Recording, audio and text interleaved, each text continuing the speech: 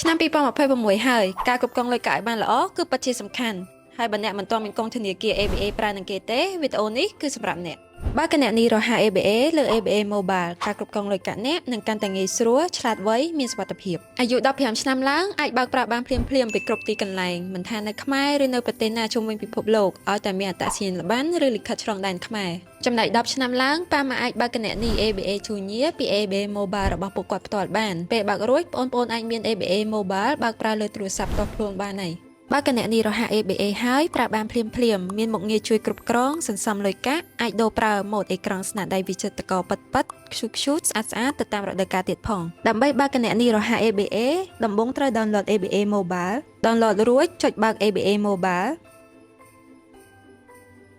ចុចបើកគណនីរហ័សយល់ព្រមខនិងលក្ខខណ្ឌបញ្ចូលលេខទូរស័ព្ទដែលកំពុងប្រើក្នុងទូរស័ព្ទផ្ទាល់បញ្ចូលលេខ OTP